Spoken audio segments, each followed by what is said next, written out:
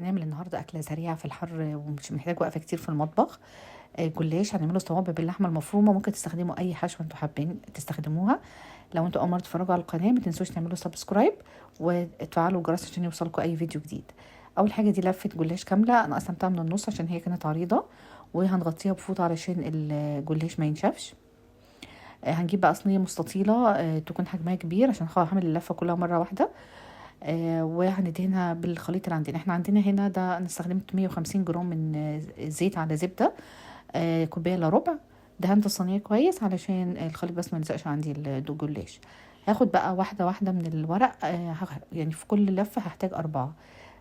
هدهن ما بينهم شوية مسحة كده بسيطة من الزبدة والزيت، وهنحطهم فوق بعض. يعني 4 ورقات هنا انا استخدمتهم.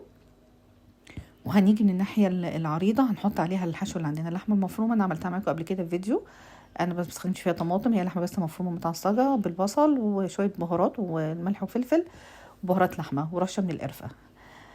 بعد كده هنلف بقى كويس جدا على الضيق عشان الحشو اللي عندنا ما يطلعش. يعني حاولوا تحطوا حبه حلوين كده. الورق اللي عندي ده عشان هو رفيع، انا استخدمت 4 ورقات. لو الورق من النوع اللي هو التخين كفايه 3 ورقات.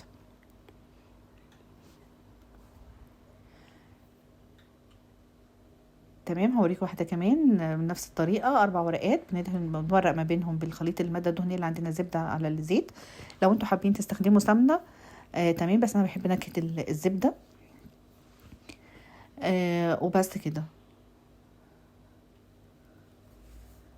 عايزه اقول لكم ان انا جربت كذا طريقه، دي احلى طريقه بجد، انا معتمداها من زمان جدا وما بحبش اغيرها. لا بحط بقى دقيق ولا بيكنج باودر ولا اي حاجه، يعني دي خفيفه جدا وهشه وبدنها مقرمشه طول اليوم، يعني ما بتطرش خالص منكم.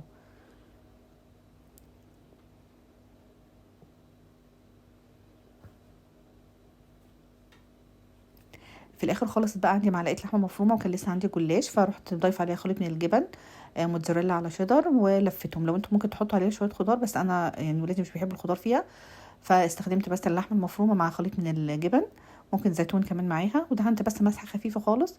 واكون مسخنين الفرن على درجه حراره 200. هندخلها في الفرن يعني 10 دقايق لحد ما تلاقوها تبدا تاخد لون، هنطلعها على طول. انا هوريكم يعني دي احلى حاجه انا بحب اعملها فيها.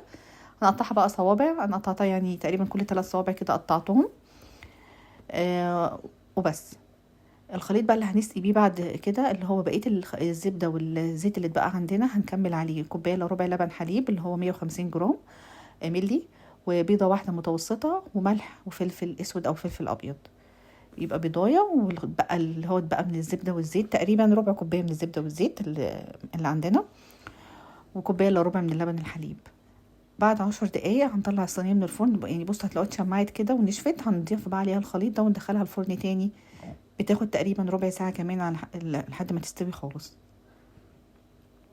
بصوا بقى شكلها بعد ما طلع من الفرن، بجد تحفه، هتعجبكم جدا. يعني هشه ومورقه وخفيفه وكريسبي، وبترمي، يعني عامله كميه كبيره جدا وسهله. حتى في يعني لو حد رايح مثلا مسافر او كده، او في رحله او في مصيف او كده، سهله جدا تتاكل وتتقدم كصوابع، رهيبه بجد.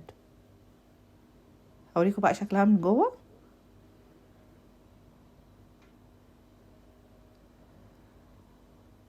متنسوش بقى تعملوا لايك وشير، واشوفكم ان شاء الله في فيديو جديد.